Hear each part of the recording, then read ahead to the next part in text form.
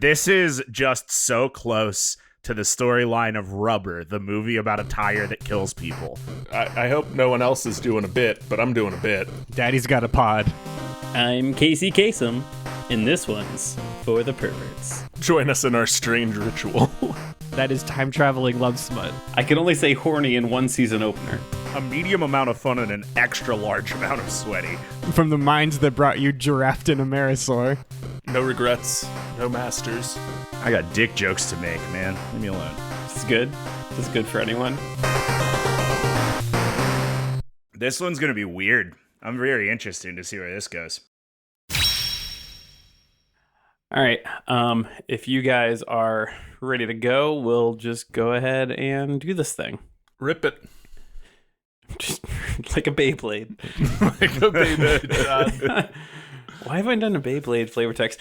Hello and welcome to Debate This, the show where no one is right, but someone is definitely wrong. In this show, we take time out of our busy adult lives to talk about comic books, video games, and how if you make a half-assed reference to DC storylines long enough, then you'll finally get a chance to talk about that hero in a commissioned flavor text. And you just started the process with Beyblades, Todd. That was off recording. In 7 more years, we're doing Beyblades. Oh, Yeah, God, I can't wait. Yeah, get at us in the comments. We'll do a Beyblade flavor text. Unironically, I would love to do a Beyblade flavor text. Unironically would absolutely love to do a Beyblade Oh, you're flavor going to give text. me a reason to go watch the Beyblade series? Oh, no. Okay. Canonically, Moses part the Red Sea with a Beyblade. In the canon of the show. Holy That's shit. true. I know that is true. Holy shit, that's real? Yeah, that's real. That's real. Oh my God. Yeah. Hey, add Zoids to the short list too if we're doing this. Yeah.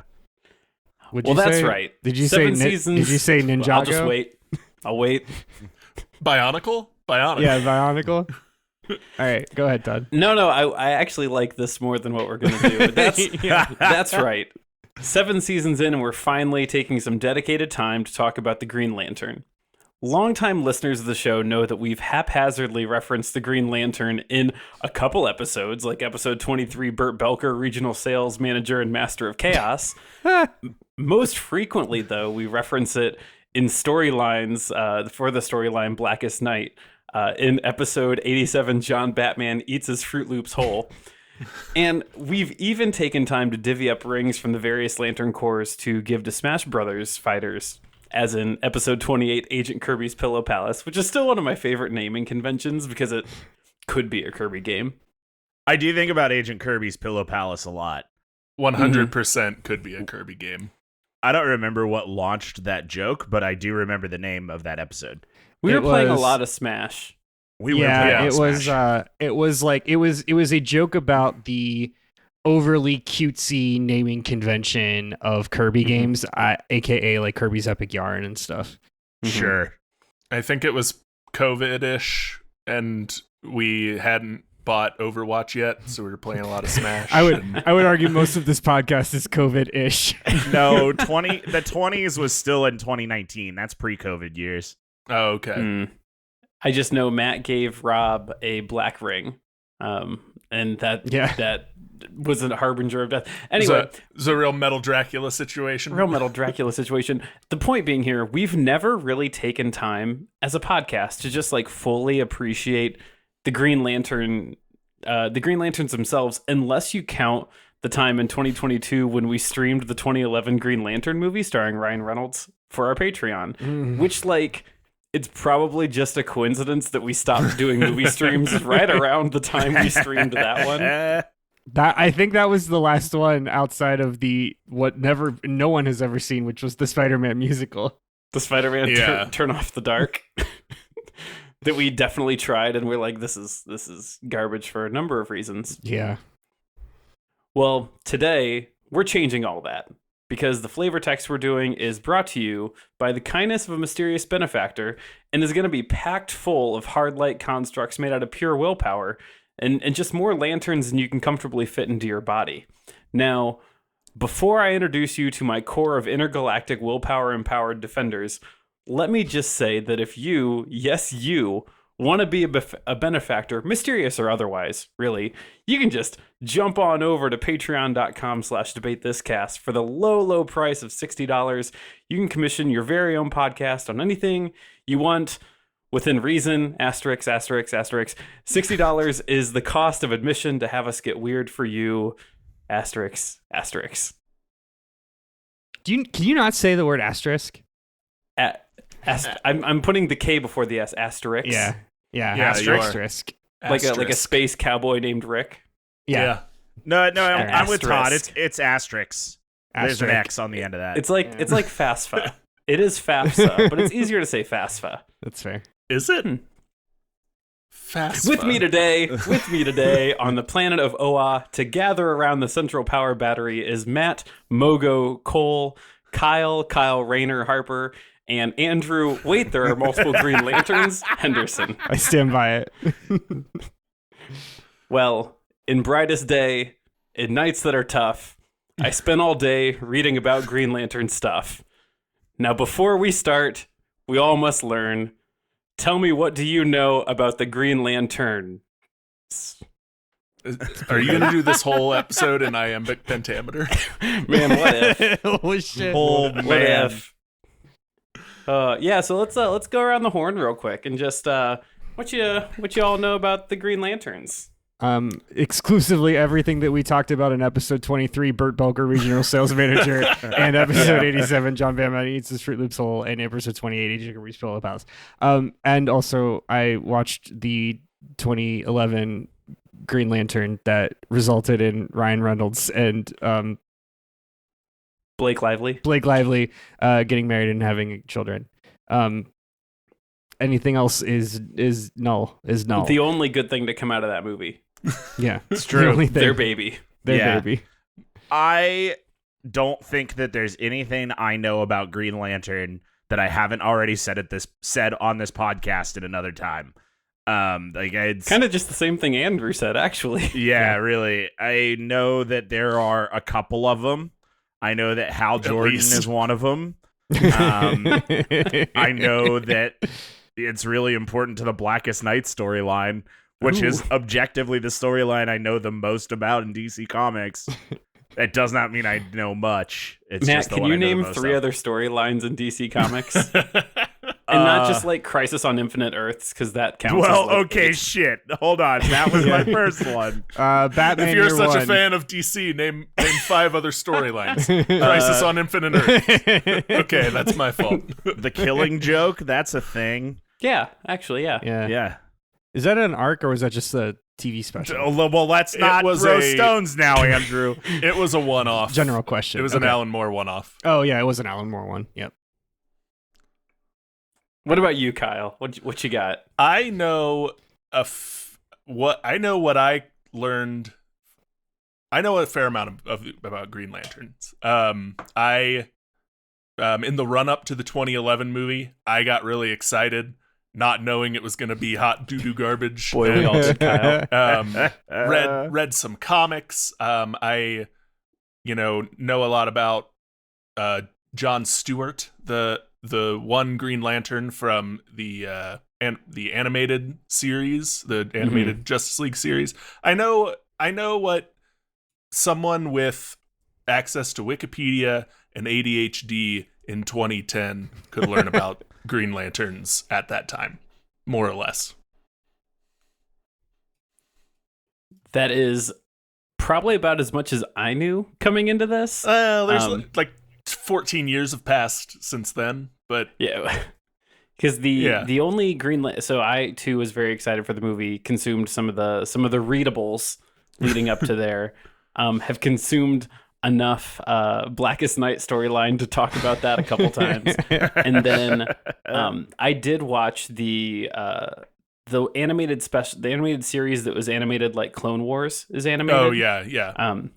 Which was incredibly good. That's what I hear. It's really good. And What's it's that called? very Green Lantern, not the animated series. It might be the animated series. It might be, yeah. Green Lantern, the animated series. It ran for like a year and a half.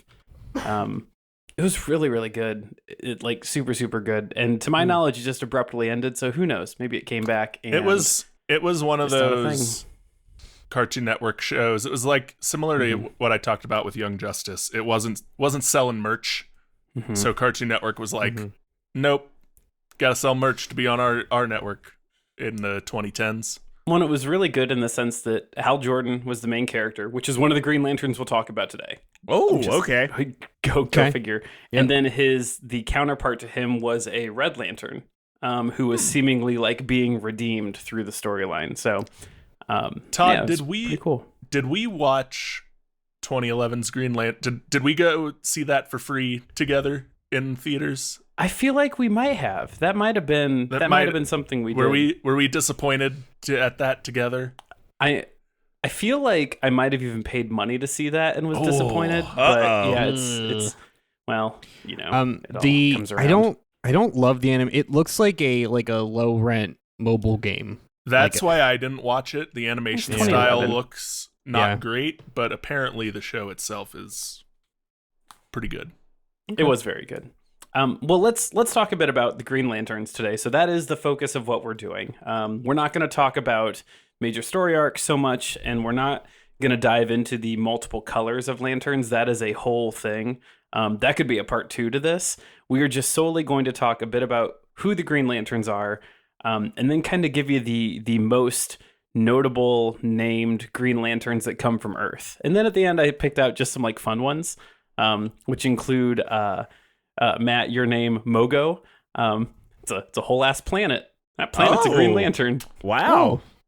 It's a big old planet. So let's talk about who/what are Green Lanterns. So you could really like boil this down in a couple different ways. Just rip the Band-Aid off. They're space cops. These are space cops.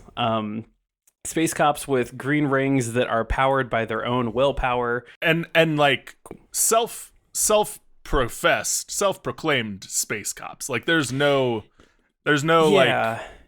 like their mission statement is like, we are cops in space. It's no obscuring it at all. Yeah, and it's not even just that they're outright about it. It's that so many of the origin stories are like they're retired army.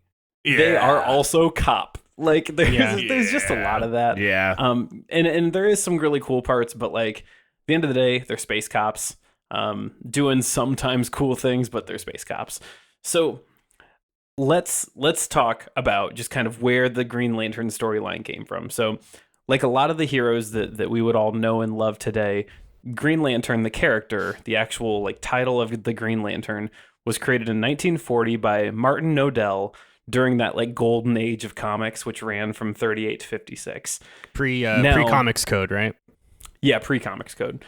Which is funny because though the dude's name is Martin Nodell, he went by a different, like a Ghost Rider name in the comics early on. It did not say Martin Nodell because of that exact thing, that it was like, you know, a scurrilous thing to have your name attached to comics. Like you couldn't have, you know, you almost didn't necessarily want that notoriety. So we've talked about that golden age of comics before, but just as a reminder, this is that timeline that gave us just the biggest heroes that you probably know now. So that's where your Supermans, your Batmans, your Wonder Womans, Captain Marvel, who now we know by Shazam, obviously in the same category as those other heroes I've just named, as popular with all the fans. Also, some Marvel characters came about in that immediate time early on, but like not as many A-listers from Marvel popped up as the DC A-listers came forward first. So really just like the 3 main Marvel heroes that I could kind of pick out in the like early 40s would be Captain America, Namor, and like Black Widow. Those were like 3 of the earliest, you know, ones in like Namor predated the Fantastic Four. That's interesting. Well, Namor. You've got Human Torch, but not Johnny Storm Human Torch. It's the robot. Yeah, the robot Human Torch. Yeah. Okay. So the early Green Lantern stories were pen to paper by a dude named Bill Finger, who would also be Bill Finger. Bill Finger. William Finger is Great. his God-given Christian name. As you were. Bill Finger is a pretty rad name. It's good. It's really good. Yeah. It's not bad. His friend, his father was Mr. Finger, and he would also just end up being involved with the writing for Batman and Superman. In fact, he is credited as coming up with Batman, both the character and the design. He came up with this idea for Bat-Man, and as they were kind of like not like hybrid Bat and Man, not that far.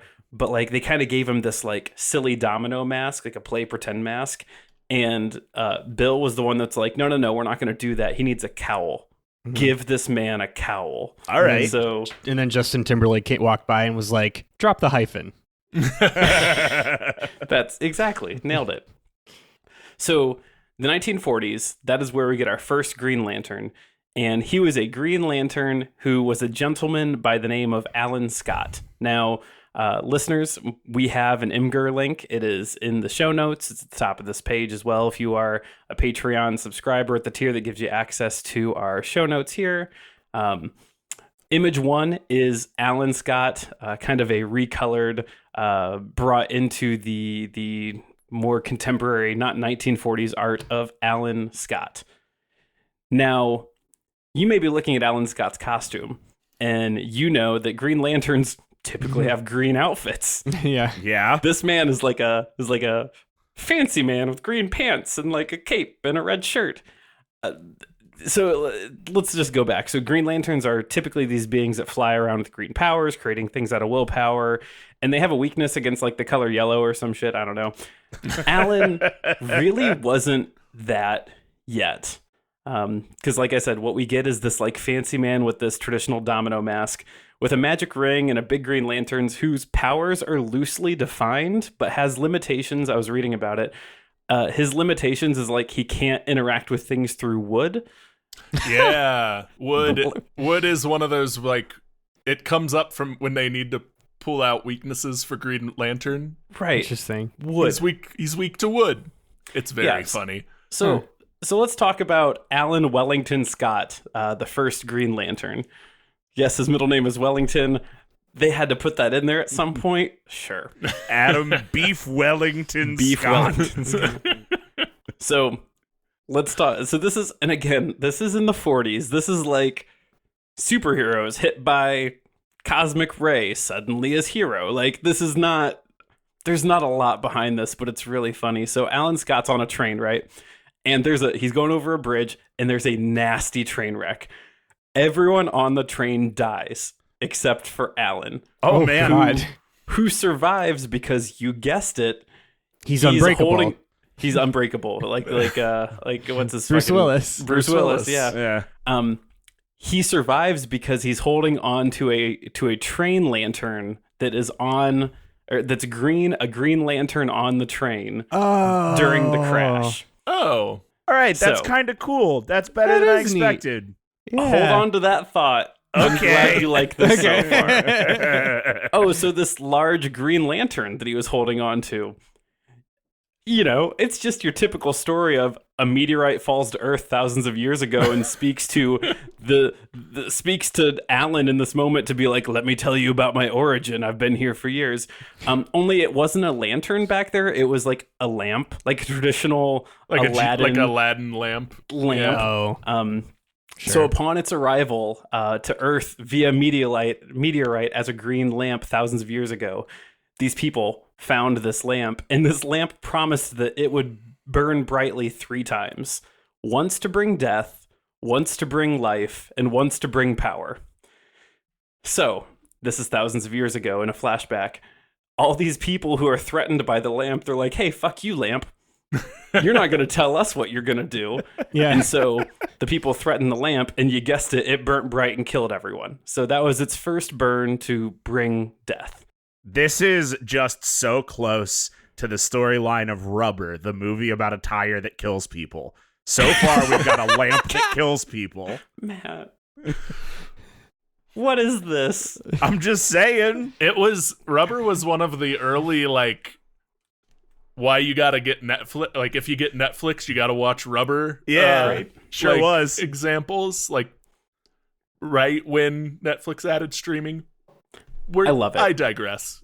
Yeah. Yeah. So it is burnt bright once, it has brought death. Check. It burnt bright the second time when it ended up in the hands of a lantern maker, that job that people have, who had been housed in a mental institution. So this man had found this old green genie's lamp and had crafted it into a more modern, you guessed it, 1940s train-looking lantern. That was also bright green at that time. And the lantern, appreciating what he's done, lit up, restored this man's mental facilities, and gave him access to his old life as a successful lantern maker. So in burning bright, it brought life. I really like the idea that he was going to repurpose the lamp into another. It still had to be a lamp. It still had to emit light somehow. Couldn't repurpose it into a cool drinking glass. Had to be a lamp. Had to be another lamp. The scale at which it murdered and versus the scale at which it provided life. Yeah, not the same. Not equal. A bit off balance. Yeah. So we get to see this lamp decades later. And it jumped from thousands of years to 950 years to 2 to 10 years later. We get to see this lamp its third time light up. And that is when it gave Alan his new powers and saved him from the train crash. So a third time to bring power. So that is the origin of this mysterious green lamp that became the Green Lantern. So we've got this Green Lantern. And he takes it home. He's like, well, you're my new best friend, Green Lantern. It's kind of a flubber story at this point. You're my thing and you're only my thing. Yeah. And the speaking Green Lantern says to him, okay, now you're going to cut a little bit of metal off of me and fashion it into a ring that will give you powers. But also the caveat is you have to come back and occasionally charge your ring in my lantern to keep your powers going, which in all fairness is still a thing that kind of holds up 80 years later in the Green Lantern story. So they stuck with that one. Oh, also the ending of the comic origin of Alan is that he hunts down the dude he found out who sabotaged the bridge, finds this old greedy mobster guy, this railroad tycoon who was trying to collect insurance money or something. And he grabs the dude in his grimy suit and picks him up and flies him up really high and threatens to drop him. And the dude confesses to everything. Alan puts him down. He continues confessing. And then the dude just fucking dies. The guy just dies. He confesses to all the crimes and dies. Mm-hmm. All right. That is the best part about those old 40s comics is there wasn't supervillains didn't exist, right? There wasn't a war. It was just these dudes just beating up railroad construction or railroad executives and other oligarchs. Yeah, bank owners and tax collectors. Yeah. So Alan Scott's first story ends with him making a dope costume with a sweet cape, and he says what we get is the earliest version of the Green Lantern's oath, and it is, "And I shall shed my light over dark evil, for the dark things cannot stand the light of the Green Lantern." Not as catchy as what we get later, but no, it's a start. Yeah, and it's not that far off from where we end up, at least in context. Yeah, spirit of the law for sure. Just doesn't have the rhyming convention that we walk into later, but Yeah, the rhyming hadn't been invented until the 50s, so needed famously, some cocaine money on that, some marketing jargon up in there. Yeah, no, that's opium money, Matt. Oh yeah, true. Mm-hmm. So Alan Quaalude is money, the Green Lantern. Oh, what was that? Nothing. Quaalude money. Yeah, Quaalude money. Alan continues being the titular Green Lantern for a good 15 or 20 years. He ultimately becomes one of the founding members of the Justice Society of America. So for some people, it's just worth telling you that is kind of the earliest version of the Justice League. For other people, for a frame of reference, that is the group of people from Black Adam, the movie. Yeah, it's the League of Nations to the Justice League's UN.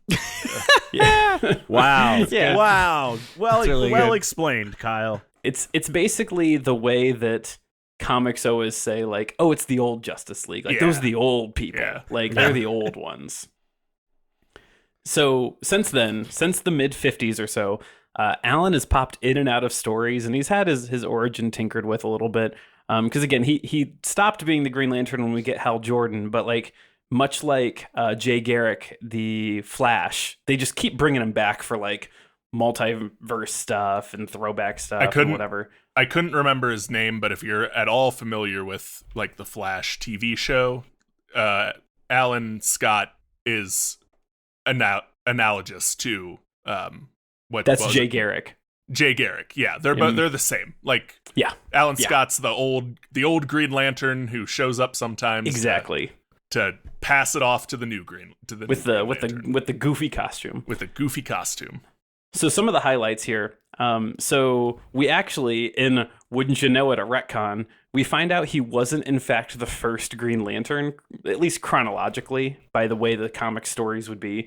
In fact, the one who was the Green Lantern before him, because as we come to find out, Green Lanterns typically get their rings from other Green Lanterns. They're either recruited in or that Green Lantern dies and the ring finds them. The Green Lantern before him burnt up in the atmosphere and became the meteorite that became the green lamp that became the Green Lantern that told him to cut a piece of metal off of himself to become the Green Lantern. So, that's bleak. That's dark. Well, and then to think about that logically even further, that Green Lantern turned into a meteorite, which turned into a lamp, which then killed a bunch of people. Yeah. And then later on gave a guy Green Lantern powers. Yeah. Yeah. The other fun one here is that Alan Scott did spend a number of years trapped in a sort of a limbo dimension, fighting an eternal battle between the old gods, the old like Norse gods of the DC universe. Now, you may be wondering what DC villain trapped him in this limbo dimension. Any guesses? Just like real quick before I reveal the spoiler in my notes. Lex Luthor. That's a good guess. The Riddler. Also a good guess. Superman. Yeah, those are all great guesses, but the actual answer is Adolf Hitler. Adolf Hitler trapped Alan Scott in a limbo dimension. So, DC really ran with comics in general really ran with the idea that Hitler was like kind of into the occult. Like he liked to read about the occult, and everyone ran with that and turned it into, what if Hitler was also a warlock? And I mean, the best versions of the comics are just like, you don't need to make Hitler more evil. Well, just punch him. Yeah. Show us the good guys punching Hitler, not giving him extra dimensional powers. Anyway, Alan Scott, so he's popped in and out of stories since his creation in the 40s. Sometimes he even shows up as like the actual representation of the positive force of willpower, which is like a cool symbolic thing. Like I said, or multiverse stories, et cetera, et cetera. Just like how Jay Garrick occasionally shows up as the manifestation of the Speed Force. He's the Speed Force, man. He's the Force Ghost of the Speed Force. A fun trivia fact that I don't know was actually relevant when we did our kind of like comic books and societal issues episodes. Alan Scott, though not explicitly shown in the 40s for reasons that you can probably guess, was retconned years later as a superhero that is gay in those publications. So chronologically, it makes him one of the first gay superheroes in the DC Pantheon storyline, though that reveal happened in 2023. So it's kind of like a Dumbledore's gay thing. It is kind of like a Dumbledore's gay thing. Yeah. I saw this because I pulled up the Wikipedia page for Alan Scott when you started. It was a new 52 retcon. They did it for that, and then they undid the new 52. But DC was like, you know what? We liked that part of it. He was always gay, and they did a Dumbledore is gay type thing. But you know, good, great, yeah. And I mean, the first DC's first gay superhero, I think, was in the late 80s or the 90s. So it wasn't like, I mean, it's never early enough. But the 2023. That's still earlier than the Superman Pink Kryptonite fiasco. Oh, God, we don't have time to talk about Pink Kryptonite. So that is our very first golden age of Green Lantern story, Alan Scott. So that is largely a wrap on Alan Scott. We will only be seeing him from here on out for cameos, large arcs, multiverses, what have you. We transition into the Silver Age. So the Silver Age is Green Lantern, Hal Jordan. We have Hal Jordan here. So easily the most popular and well-known Green Lantern, hands down, is Hal Jordan. Like I was joking, aka the protagonist of Ryan Reynolds' second worst superhero movie. You can argue that, but I don't know that you're wrong or right, I guess, whichever side you want. So Hal Jordan made his debut in 1959. There had been a lapse where there really wasn't any Green Lantern stories going on, but 59 is when Hal Jordan shows up. During the Silver Age of comics, we get this former fighter pilot and all-around red-blooded American who, fun fact, was kicked out of the military for assaulting an officer. Yeah, so this is Hal Jordan's largely a good but complex character throughout his major storyline. Anytime Hal Jordan disappears in the comics, give him a couple years, he'll come back. Like he's never too far away from being back on the job as like the supervisor Green Lantern or like the mentor Green Lantern or the recruiter Green Lantern. He's just always right around. He's like Tommy in the Power Rangers. He's like Tommy in the Power Rangers, yes. Whereas he has been a villain, he is typically the hero. He's always just around there. So you can see Hal Jordan as Image 2 in the Imgur. Hal Jordan was created by Julius Schwartz, who has like a ton of writing credits from this time in DC. He was just a major story writer for DC in the 50s and 60s. Julius Schwartz. It sounded like Julia Schwartz the way you... Julius Schwartz. Yeah. Yes. Since we have all collectively trauma bonded over that movie that is Green Lantern, I don't want to go too far into this because they stayed fairly true to his origin. Mm-hmm. So here are the highlights of this, Green Lantern who was a founding member of the Justice League story. So, got his ring from a dying Green Lantern named Abin Sur. You might think, hey, can I forget that alien's name now that you've referenced it? Unfortunately, you cannot, because it's gonna keep coming back. Abin Sur is like a nexus point in the he is like a DC nexus universe. point. Oh, is he like Uncle Ben? He's like Uncle Ben. He's like Tony Stark has a tech company. Okay. There's too many times, especially in the Green Lantern storylines, where they're like, and that character is a stone's throw away from Abin Sur. Yep. Or that was the thing that killed Abin Sur. Or Abin Sur had a son that is mad that he didn't get the ring. Like that shit. Real quick, did you say he's like Tony Stark if Tony Stark had a tech company? Tony Stark has a tech company. I'm like, no, it's like Tony Stark has a tech company. Like that's a reoccurring thing in the MCU, Like, whenever a variation of Tony Stark shows up, he's still a tech guy. He's still Tony Stark. Yeah, I'm with you. I was saying the opposite, where like Mysterio is a spited Quentin Beck who used to work for Tony Stark. Like everything's just a stone's throw away from Tony Stark being a tech. I got it. Okay. He's like Wolverine's penis. All right. I wasn't gonna say that. I was gonna say everyone stop. Okay. Yeah. Do you need me to show my work? Yeah, I do. So we just talked I'm about working on a cold open right now. So yeah, go ahead. It's like how in the family history for the X-Men, Wolverine's like tied to everybody. No, you're right. That's right. Okay, yeah, fine. You're out of line, but you're right. Thank you. Anyway, Hal Jordan is Image 2, and it's actually a pretty cool picture of Hal Jordan activating his Green Lantern outfit while having his fighter pilot fur coat over. Anyway, got his ring from a dying Green Lantern named Abin Sur. Once the ring chose him, he was then immediately flown off to the planet of Oa for Green Lantern training, which is kind of like a thing. When you get the ring, 9 out of 10 times you are then yeeted off Earth to the planet Oa to go through basic training. My favorite part is when they sent him to the NVIDIA benchmarking video. So at Oa, under his training, he was put under the tutelage of one Thal Sinestro, who we know as Sinestro. That is Image 3. Seems like a cool guy. Everything's fine. Not an issue. Nah. He His is face the was most fucked up. evil-looking, not evil guy when he is Count Dooku in episodes Right. 1, 2, and 3. Yeah. Like Yeah. this guy Right. is born to be evil. His name Yeah. is Sinestro. Like, Yeah. Well, and like we're not going to talk a ton about Sinestro here because we're not going to talk about the Sinestro Corps. But like in the comics, the thing that gives him away is like he has all this power and whatnot. he twiddles his mustache Yeah, whenever someone man. walks away. Twiddles his mustache. But at one point, like Hal Jordan finds a planet that Sinestro has fully enslaved. And Sinestro's like, no, I need them to do that for me. And Hal Jordan's like, Yeah. no. They're doing You can't. important Green Lantern stuff there, I Yeah. promise.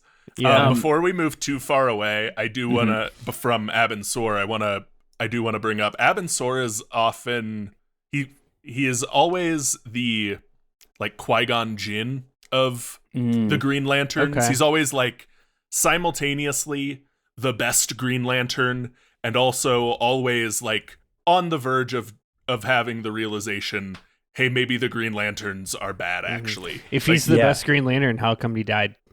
Because he's on the verge of uncovering 'Cause that the Green Darth Lanterns Maul might be killed bad, him by a actually. pit. Darth Maul Andrew. killed him. It's always something different, but it's always something like that. Well, and I'm glad you brought that up, Kyle, because like, you know, we joked about the Green Lanterns and Space Police, but like the Guardians, who we'll talk a bit about, who are behind the Green Lanterns, are absolutely not good guys. Like, Yeah. constantly. Oh, Like, okay. like pick a storyline and flip a coin, and that'll tell you if they're the good guys or the bad guys in that storyline. Oh man. Because like it's either like, oh, we need to protect the universe, or what if we sabotage some stuff?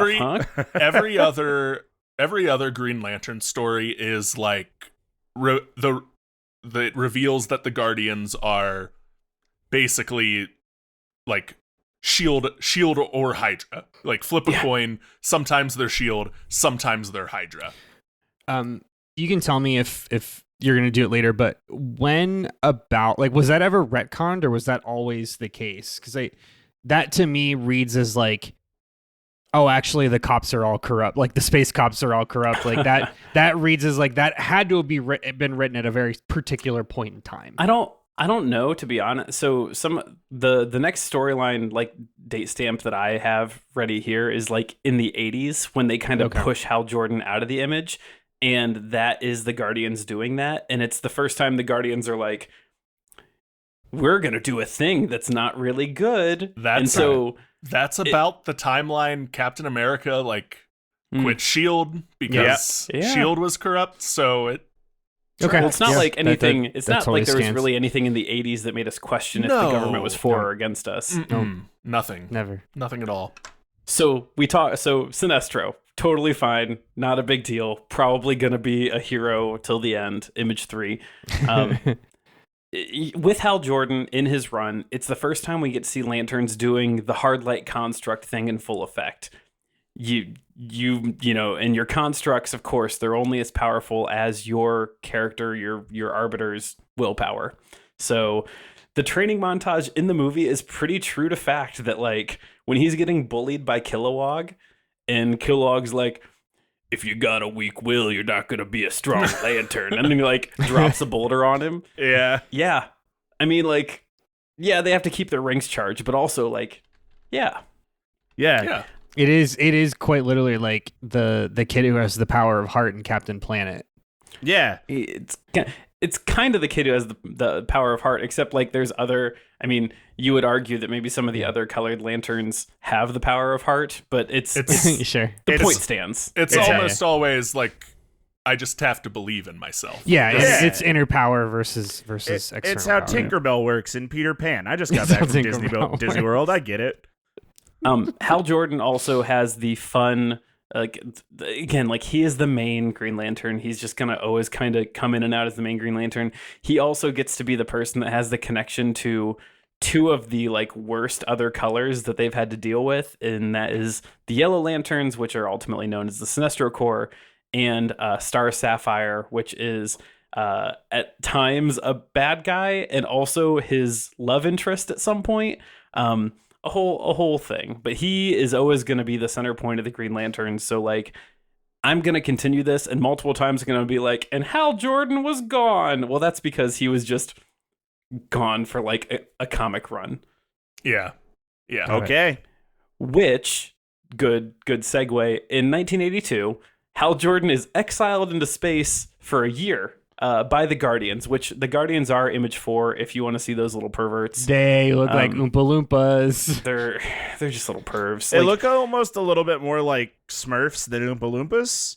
They're like halfway between Smurfs and the Watchers. Yeah, they have the color scheme of a Watcher and a Smurf. They have the build and the the build and the physical the facial traits. The facial gravitas.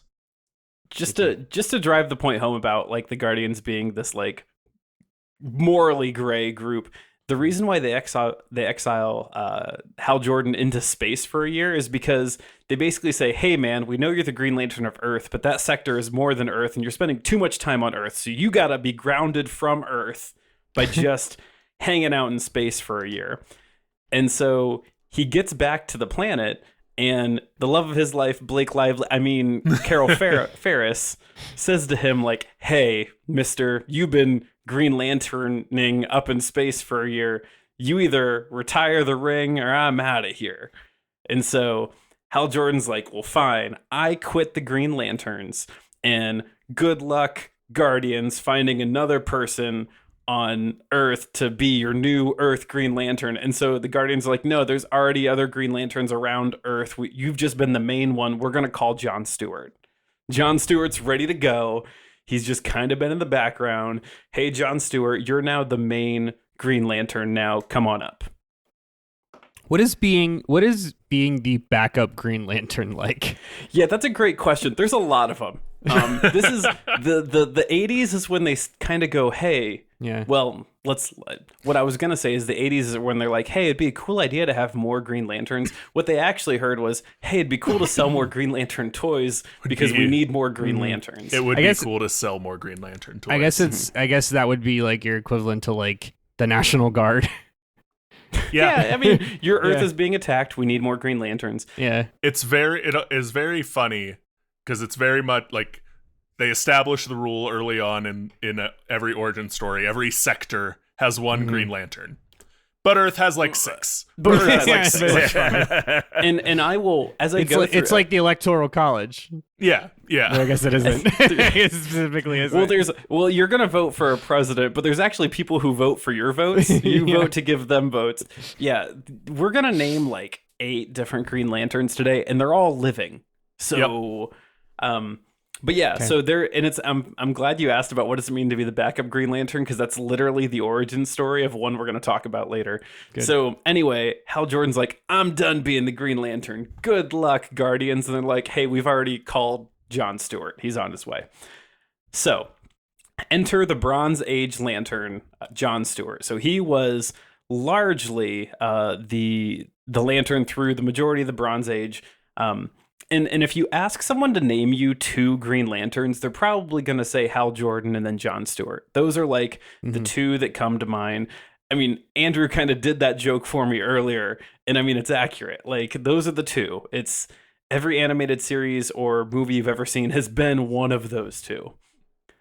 So John Stewart made his first appearance in the 70s, but he didn't get his time as like the defender of Earth as a Green Lantern until the early 80s. You can see him in Image 5 in the Imgur with a bunch of guns behind him.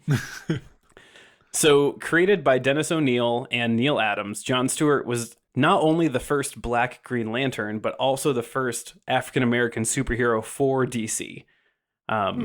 Just to give you in the 80s, well, in the late 70s, to give you a kind of reference point, Marvel had Black Panther as their first Black superhero in 1968. So back to this, back to Green Lanterns being cops. Originally, John Stewart's storyline was like, he's an architect. That's what he does. That's his whole thing. He builds. And then they retconned him to be a former U.S. Marine. They usually like circle that square by making him like, he's like on the Marine Corps and like the Engineer Corps, The of Army the Corps of Marine- Engineers kind of yeah, thing. something like that. Yeah, Yeah, they definitely kept both, but yeah. And so he was kind of on the front of Green Lantern stories, and at that time, not so subtly like discussing race. And you know, for a few years, and even now, still emerges one of the prominent Green Lanterns. Talking about him and race, there's a storyline where like he is lead Green Lantern. Hal Jordan has come back, and by he I mean Jon Stewart, is being forced to protect a racist politician, and like there is an assassination attempt, and Jon Stewart chases a different person, seemingly like leaving the like assassin out in the open, and Hal Jordan goes and stops the assassin.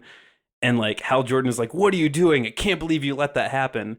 And Jon Stewart says that was a decoy that politician set himself up to have to deal with to make himself the victim. I got the real criminal here. You idiot.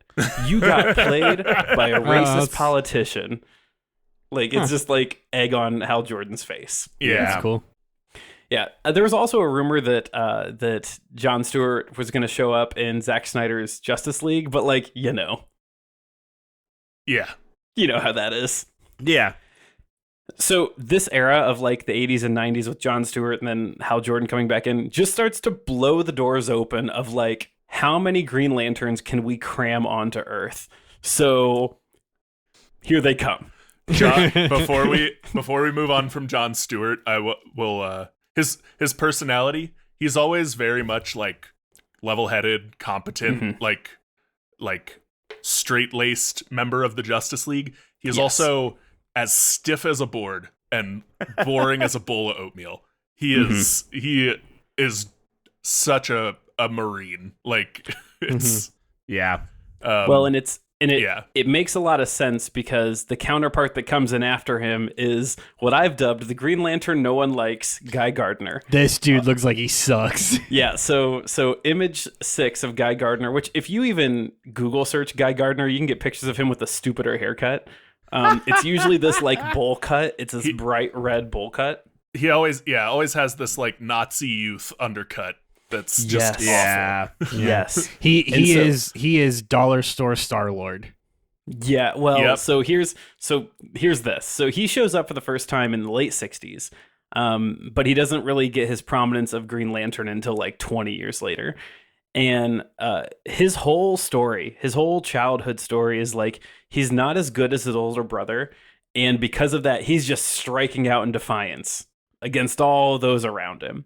Just like shitty kid, and he's actually like just king edgelord until he hits 18, and his older brother, the way I've typed this out, straightens him out in the way that most older brothers did in 70s comics, through physical aggression. Slapped him around a bit. Yeah, and at that point, Guy actually like turns his life around and ultimately became a teacher. Like he became a teacher for like special needs children, and his hero origin is kind of just like he's backup Hal Jordan. And so I'm glad that like Andrew said that earlier, and what you put in, Kyle, about Abin Sur, because boy, here's Abin Sur again. So when Abin Sur's ring chose Hal, it came with like the backup message to Hal that said, "Oh, and Guy will be your understudy." And like, obviously this was a retcon years later, but like, what's fun is that this is information that Hal Jordan was given, I guess, when he got the ring. It was like, hey, there's a dude named Guy who's your backup. You know, like, don't tell him, though. And so I'm sure there was a really fun, like, back and forth in the comics because Hal Jordan had to go meet Guy Gardner and, like, feel him out and see what's going on, but also couldn't let him know that he was, like, trying to, like, date him to see if he's good for the Green Lanterns. So, I don't know. A whole thing. And there's even more retcon to this, that like the time traveling hero Booster Gold actually witnessed the event where the ring was showing up to Earth and was going to choose either Hal or Guy. And so Booster Gold convinced Guy Gardner to go visit his like sick and dying father so that Hal Jordan would be physically closer to the crash site and get the ring. Oh, wow. Why? Booster Gold. Because- I got stuck on Booster Gold. Yeah, Booster Oh, yeah. Gold is like a rich dude, celebrity, time traveler hero. Okay. Yeah. Best friends with His- Blue Beetle. His Best friends with Blue origin Beetle. is that he's from the future, and Okay. is like a rent-a-cop there. Yeah. Yeah. And so he comes back in time, and all his future tech makes him super awesome here. Got it. So he acts like he's hot shit, but then he's just a rent-a-cop. Yeah. Yeah. I As get. if I get Paul Bishop Blart was Steel. a Terminator.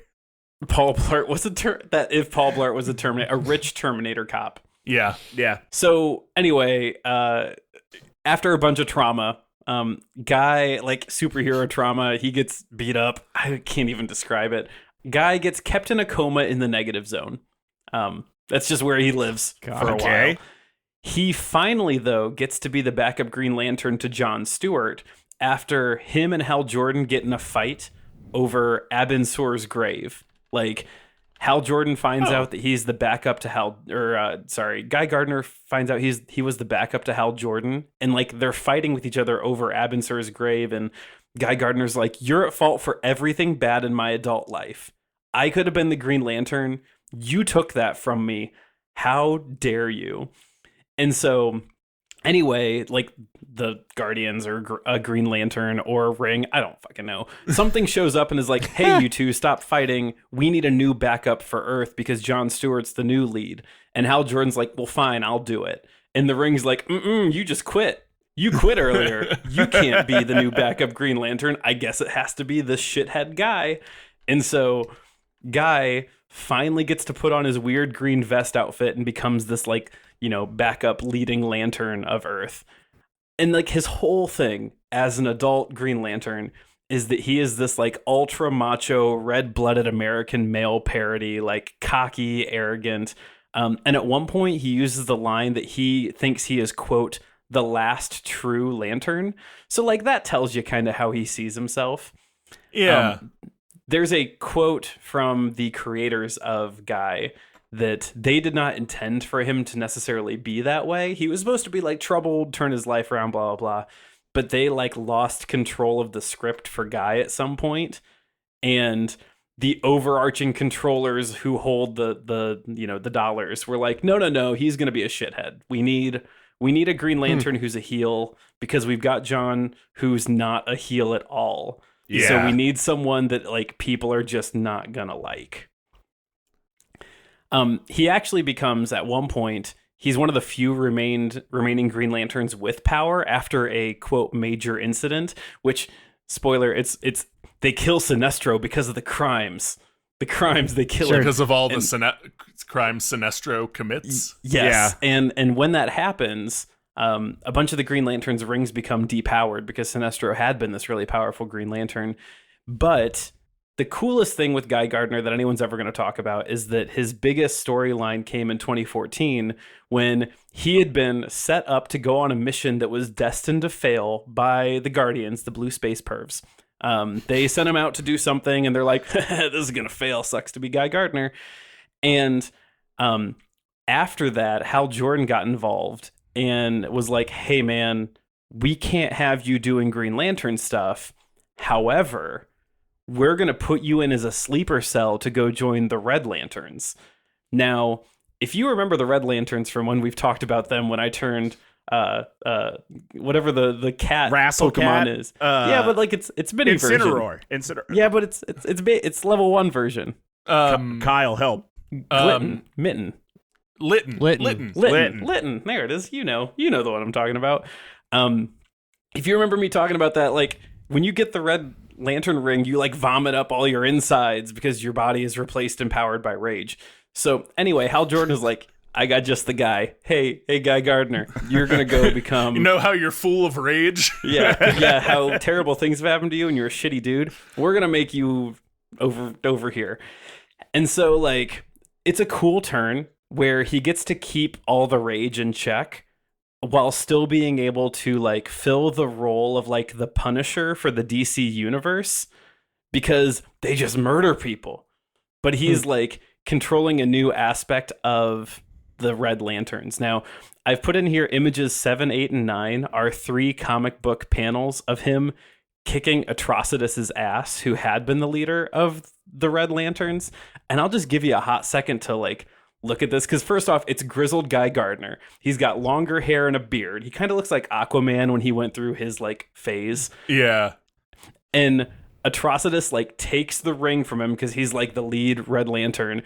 And then Guy Gardner summons like 10 Red Lantern rings, covers his hands with them, kind of gets an outfit that looks like Gambit's, and then beats the shit out of Atrocitus, pulls his ring off, and leaves him as a weird naked space alien. Wow. Yeah.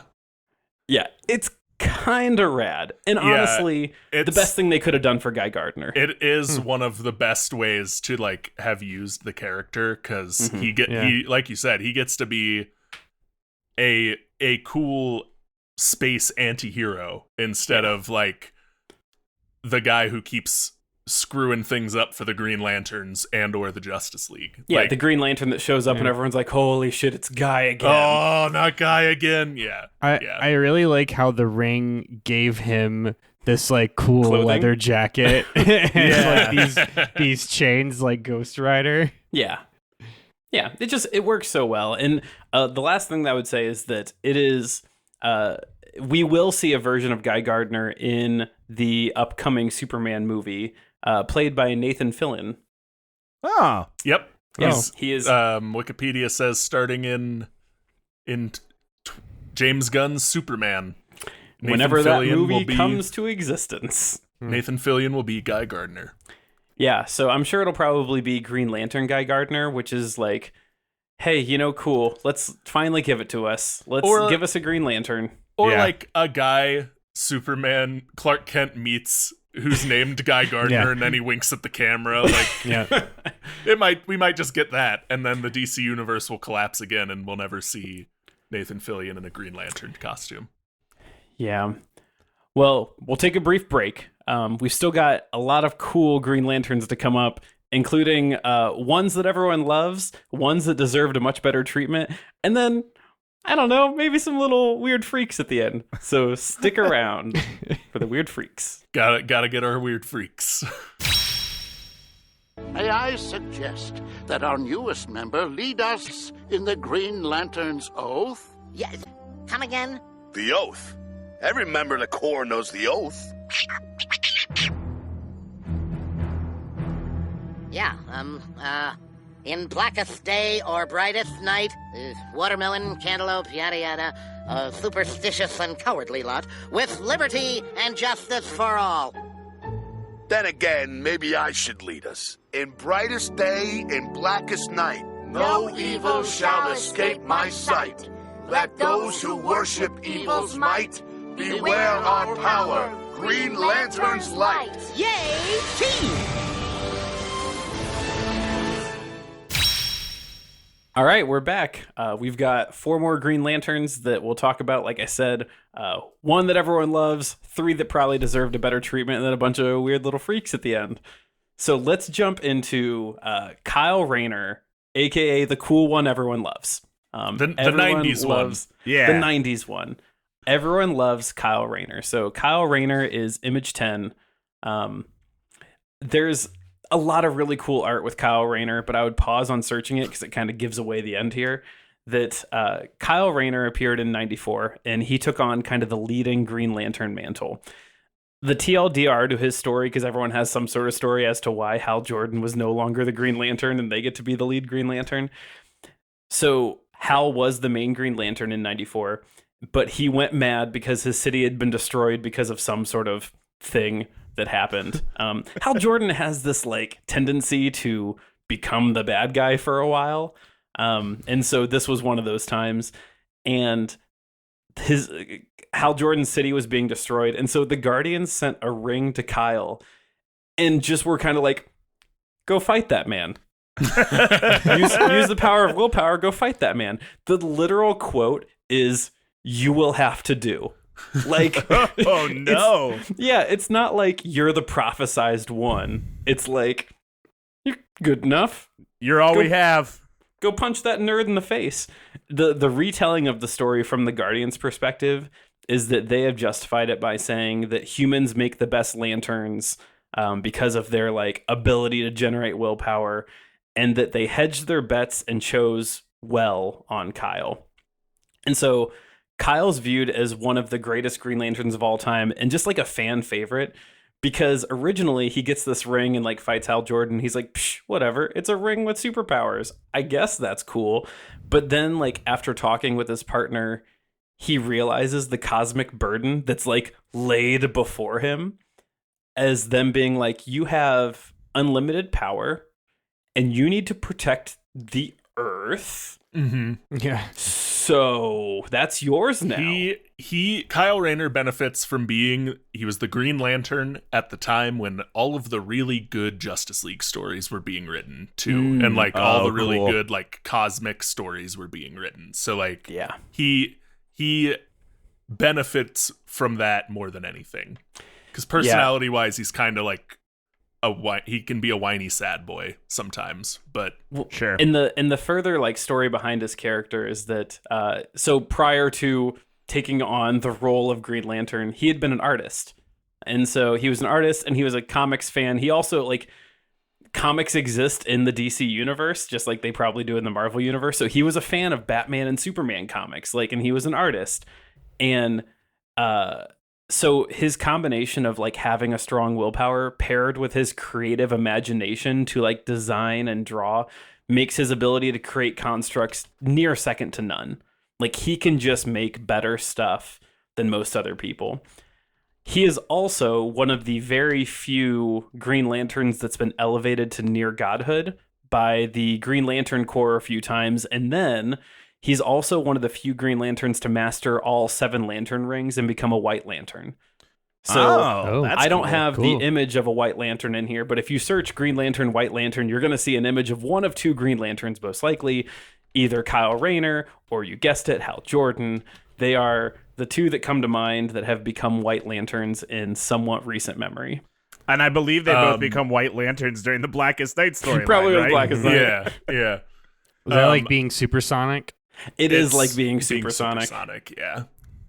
So this is a good point to talk about this. So like the Green Lanterns, like their hard light constructs are all from their imagination. So like each one looks a little different. Hal Jordan is a fighter pilot, so he does a lot of planes, cars.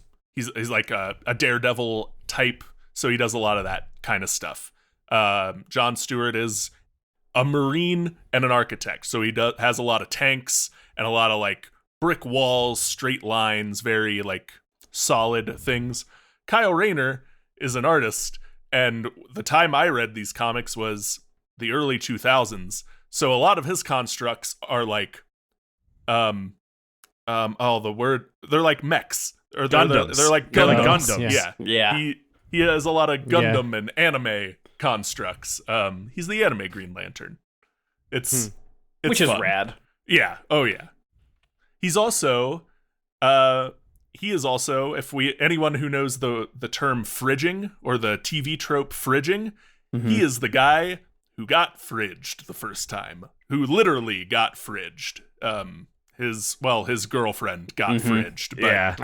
I was gonna say he was a man though. So yeah, that is the part of the story I left out when he talks to his partner, and his partner's like, "With great power comes great responsibility," and then they got got fridged. Yeah. So the next couple are going to come in pretty quick succession because they've not been around too terribly long and they don't have a ton of background to them. Because we always go back to John. We always start going back to Hal Jordan. It's all Hal Jordan. It's Hal Jordan all the way down.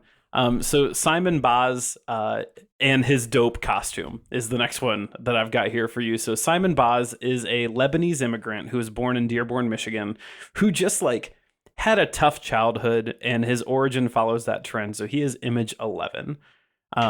His costume is rad. I do very much so like it. Yeah, I really like the full like head, lucha libre helmet type situation. mask kind of thing going on. Yeah. So his story is that while he was doing crimes as a youth, who knows, age ambiguous, nearing adult youth, he is stealing a car. So he got into illegal road racing. He steals a car, finds out the car has a bomb in it. Whoops. And like selflessly like swerves the bomb away from society to like not have anyone get hurt. And so before he can be charged with the crimes, a Green Lantern ring finds its way to him and whisks him away to Oa to go be trained to be a Green Lantern. There's conveniently. Yeah. There's like I've not read anything with Simon. I don't know dude's story, but like doing the research for this, there was a footnote that it was like, oh, it was actually a ring that was formed when Hal Jordan and Sinestro were fighting, and their rings fused together and formed a malfunctioning ring that found Simon. So I don't know if that's like a whole the ring picked an imperfect bearer to like prove something or what. I don't know. Dude's costume is dope. Love the helmet. A named Green Lantern from Earth. Yeah. I'm into it. The year is 2014. And guys, I've got some great news. We get Jessica Cruz. Holy shit, finally a non-male, non-alien lantern from Earth. We got one. I'm sure she won't be represented. Oh, never mind. Her outfit is not honestly, listen, knowing the treatment that like Supergirl got, yeah, like it's a pretty good outfit. I'm not going to go into all of the details of her origin story because that would require a series of trigger warnings for our discussion here today. Yeah. What I will say is that, and this is the watered down version, is that she has a run-in with a thing called the Ring of Volthoom, which is a ring that lands. Everyone Google it. It's a ring that like hunts down people and like siphons off their power and like kills them slowly. And maybe it gives you powers at the same time. I don't know. It comes and it finds her after she watches her friends get murdered. Oh no. Great. Yeah. So it grants her power, but it also feeds off its host as it tries to like get her killed. Actually, it's trying to like lure a space-sized monster to Earth to consume Earth, and it's using her like as energy. Anyway, she is saved from that ring when Batman finds a way to depower that ring, and she, teaches her to like embrace her willpower. And then Hal Jordan, you guys remember Hal Jordan? Hal Jordan shows up and goes, willpower, you say? And so basically, like, she's able to turn the ring into a Green Lantern ring, and she becomes like a Green Lantern and does a lot of great things. She also has an arc where she kicks Guy Gardner's ass. Cool. Good. Over All right. a bet. So Guy Gardner like says something to her. I think he says like, "Oh, we'll fight, and if you beat me, I'll never talk to you again." And she's like, "Yeah, bet." And then she Deal. kicks his ass, That rules. which like par for the course. Yeah. The last Green Lantern we'll talk about in like a seeming amount of depth is Sojourner Joe Moline, which holy shit, another female lantern, but with a way worse origin somehow. Uh-oh. So Sojourner shows up in 2019. And so she is the first black female lantern from Earth. She is image 13. Nope, 13. I There it love is. this costume. Yeah, Yeah, it's Make really good. space good. cops make them Yeah. look like this. Hey, you're not ready for this origin story. Uh-oh. So, valedictorian of her class, and then it gets worse. She witnessed 9/11. Okay. Because she lived in New God. York. Sure. Which probably influenced her choice to enlist into the army. And then she joined the NYPD. Unfortunate. Oh no. Oh no, somehow this can get worse. She was then fired from the NYPD after, quote, being tagged in a Black Lives Matter Facebook post. Oh, That is no. what Wikipedia told me Okay. today. No. Yeah. That sucks. And it gets somehow even worse. One of those Guardian perverts approaches her with a ring and, quote, extends to her the challenge, 1 year to make a difference. Like, here's a ring that you can have for a year and prove that, like, you're really great. I don't know. The whole thing sucks, but she's a cool character. Yeah. Like, what a bummer of an origin, but she's rad. Can I interject here? I was just looking up because I was like, I think that origin story is very different based on the writer. Please tell me there's a different origin story. The creator is N.K. Jemisin, who is a black woman. So there's one. N.K. Jemisin actually is an incredible author. She wrote the Broken Earth trilogy, which I talked about. Like I read last year. I talked about on the show. Go read the Broken Earth trilogy. But that makes me feel better. It's not appropriation. It is. Okay. It is. I think that origin story means very differently based on who is telling it. Sure. Yeah. And let's be fair. Like let me check myself here. That like those are the beats I pulled from reading up about a character that I know nothing about. Like those beats with some like more fleshed out context behind them could be much better. Just the bullet point version of it reads bad. Yeah. Reads not good. Yeah. Those are like the main lanterns from Earth that I can like list and talk about. I do have just a couple of noteworthy lanterns to consider, which didn't pull pictures for them, but I added a link at the bottom of the show notes that is kind of like the top 20 greatest hits of lanterns, just not from Earth. And here's some quick hits. Sinestro. Why? Because he breaks bad and forms the Sinestro Corps, a constant issue to the Green Lanterns, and kind of cool that he named it after himself. I've looked for this was one of the things I looked for forever when I went like on my deep dive of the Green Lanterns a decade ago. It was like, okay, yes, there's the Sinestro Corps. What are the Yellow Lanterns called really? And it's like, no, they're the Sinestro Corps. They are not. They are not the Yellow Lanterns. They are not Yellow Lanterns. It's the only one, right? It's the only one that isn't just like color lantern. No, well, I mean, there's the Star Sapphire, Indigo Tribe. The Star Sapphire. The orange. It's just one. There's only one. Just one. There's only ever one. There's orange only ever lantern. one orange lantern. Yeah. Which like I think the lore was each lantern is like seemingly about as powerful as like the lantern battery for each core is about the same power.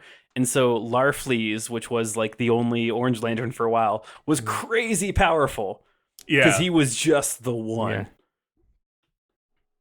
Yeah. Other hot Green Lanterns to hit on this list: Mogo, whole ass planet that is a Green Lantern. Look up Mogo. It's just a planet. Just a cool planet. Kilowog and Tomar Ray. Kilowog, big lantern. And then Michael Clark Duncan. Yeah. Michael Clark Duncan. Yep. And Tomar Ray, weird fish dinosaur lantern, both known from the movies, which the movies were pretty like faithful to their design, which is pretty cool. It was faithful to everything until Parallax. Yeah, Parallax showing, which like Parallax wasn't even and Parallax was not the original thing that killed Abensor in the comics, but like later was retconned, and then at one point Hal Jordan becomes the entity Parallax. It's a whole thing. Another fun one, Steel, pronounced Stel, is a robot. Nice. Good. Cool. It's a robot. This one's fun. Rotlop Fan, a bulbous frog monster who, one, can't fathom colors, so he doesn't understand what green even is, and also he doesn't know what a lantern is either. And so if you look up Rotlop Fam, his emblem is a bell because he thinks it's like a thing that makes noise. I was gonna say they do a few different variations of like this Green Lantern is blind, so they don't know what green is, or like this Green Lantern is from a planet that doesn't perceive light, so they use a bell instead of a lantern. It's silly and the best parts of the Green Lantern lore. I mean, honestly, the coolest images, aside from Guy Gardner beating the shit out of Atrocitus, is the full 2-page spreads of all the lanterns, where you're looking at it like a Where's Waldo, trying to find all the weird little freaks in there. Yeah. Two other good ones. Buzzed, BZZD, is a bug. It's a bug-sized bug. It's a bug-sized bug that they use for stealth missions. He's a bug. And then Badug, I'm guessing is how you say that. Alien squirrel. What does he look like? Alien squirrel. Sure. Good. Those are, one, my favorite non-Earth Lanterns, but like the full breadth of the known Earth Green Lanterns that I can speak to. And all of that sums up the basic rundown of the Intergalactic Space Police. And honestly, not even diving into all the cores, because those are just a whole thing. Well, and then let's because this is you want to poke at shorter, a bit? We can poke at it. Just real quick. little. I'll run through. So like because this is this ended up being a little shorter. So we have the Red Lanterns, which are fueled by rage, as we led by Atrocitus and his little cat monster. His little cat monster. There was a cat from Earth, I think named Dexter. That was Dexstar is what it became. Was a Red Lantern for and a has while. a terrible origin story that he was like massively mistreated and like beaten, and then the Ring found him, and then I think he killed the people that were beating him. Yeah. Green Lantern or Orange is avarice or greed. So that's the one it's the one guy, Lair Freeze. He's like he's like Todd said, he's got the same power as like the whole Green Lantern Corps combined. He's kind of balanced by not being the smartest. He's like a kobold. Like if you know kobold behavior in D&D, it's like if a kobold found the most powerful thing in the world. He only recruits people by he can kill people and like takes command of their bodies. Yeah. But like he does not recruit other people. He kind of looks like Beta Ray Bill. He's cool. Does kind of look like Beta Ray Bill. And when they needed to give everyone on Earth a spectrum of the lanterns, Lex Luthor was the orange one, representative from Earth. Yellow is the Sinestro Corps, and their fear is their driving power. Their person was Scarecrow which was rad. Batman was also there's a Batman's continuity where Batman was a Yellow Lantern. Okay. It's fear because it sounds cool that's the opposite of willpower, and it's like kind of the explanation is like Sinestro still wants to be a space cop, but he thinks space cops should like enforce through by scaring, like we should scare criminals. He's lawful evil behavior. Instead of lawful good. Yeah, exactly. Green Lanterns are willpower. Then blue is their hope. Yeah, are they the ones that don't have power, or like they don't? Their power is that they can like negate Red Lanterns. Well, and I think they're the ones their power is they boost other powers, because like if you have hope, you can do other, make sure other things more powerful. Yeah. Famous DC hero turned Blue Lantern was the Flash. Barry Allen. Flash. Yeah. Oh, okay. Indigo. Maybe Indigo. I forget what Indigo is. Indigo got added real late. That's Star Sapphire, right? Nope. That's purple. Oh. Purple is Indigo. That's their the thing Indigo is compassion. Compassion. Yeah. I think they like cancel. They're like unaffected by the other lanterns or something. Yeah. And then, the Star Sapphire core. Yeah. So they're pink. Or their color is violet, I guess. Violet. Looks pink.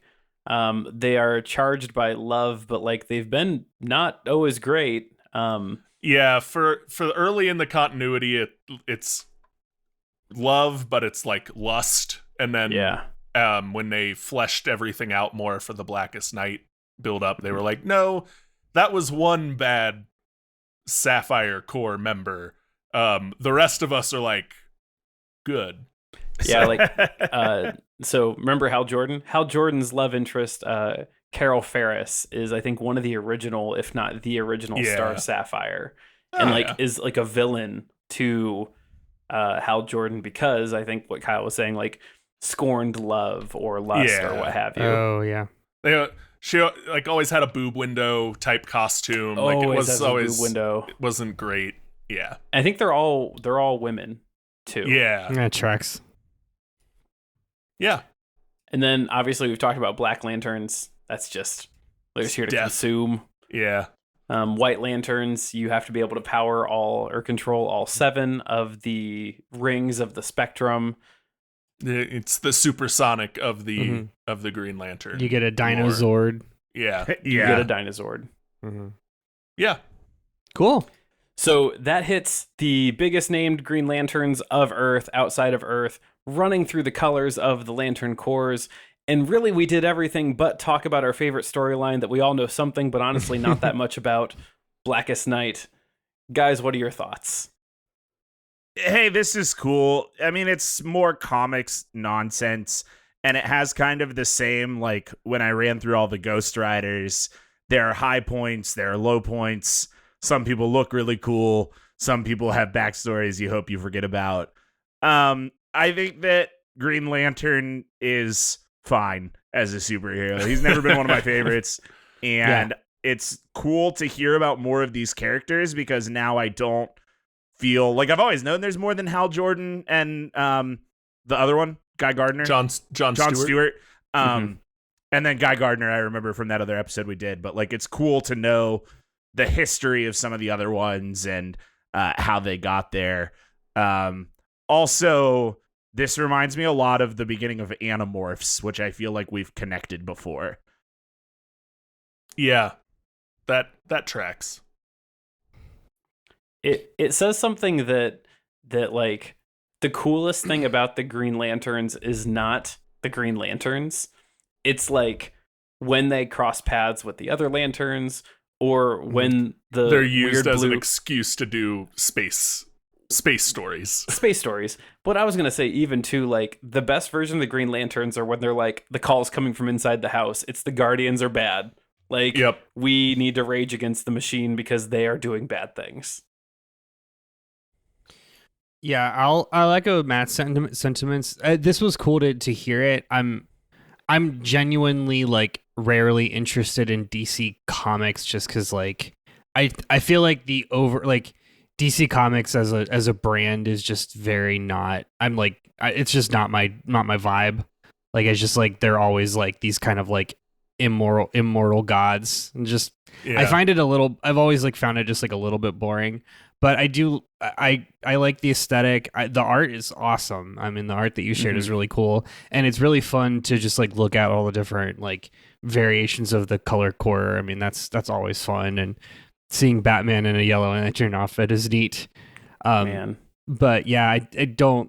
I'm not going to like go and interact with this content. I don't. It's just not for me. But this is good. This is exactly what I needed. Well, and it's, you know, back to your point, like seeing Batman in the Yellow Lantern outfit, like the team up image of all the other DC beings decked out in rings is so cool. The only misstep on that one in Blackest Night, that thing we're not talking about today, is that they gave the Green Lantern to a Guardian. Like, oh, weird. Gannett or whatever is like the big Guardian who is like, and I represent willpower, and you're like, that sucks. Yeah. Give me someone else. It's like literally any one of the Justice League could represent willpower just fine. Yeah. Right. It does feel like they did it to sidestep the hate mail of like, it should have gone to this Justice League member instead. Like, right. Yeah. I think it honestly, it's probably even more that like, is Superman more powerful with a green ring? Yeah. Like, or is that just getting in his way? Yeah. It's a hat on a hat. Yeah. It's a hat on a hat. It's a hat on a hat. Yeah, to wrap it up, like thoughts on this is the conclusion I more or less came to when I did my deep dive is like, this is all really cool. All the stories end up reading very much the same. So like, I'm not going to read more of them, but the Green Lantern is kind of it needs to exist like the Nova Corps needs to exist in the Marvel universe. Like you need that like, oh no, this big bad is coming and it defeated the space cops. Like, yeah, that's why they're there. Cool. Yeah, completely agree. Well, with that Thanks for listening to Debate This. You can follow along with our arguments on Twitter, Facebook, and Instagram at Debate This Cast, or on our website, debatethiscast.com. And if you, yes you, want to be our next benefactor, mysterious or otherwise, pick your favorite adjective, that kind of benefactor. You can commission our next flavor text at patreon.com/debatethiscast. Merch! We have that. And right now, you can go on the internet and order things from us that say Debate This on them. All you need to do is head to our Redbubble page and give us your money. And hey, you might be asking, does our Redbubble page have a cool and easy URL? And I've got great news for you. It does. You can check out our merch at merchthis.net. Until next time, I'm Todd Thomas. I'm Matt, a masculine person pulling weeds. Call that a Guy Gardner. Cole. I'm Kyle, A-Lab Harper. And I'm Andrew. Da-na-na-na-na-na-na-na-na. Da-na-na-na-na-na-na-na-na. Rot Lopfed.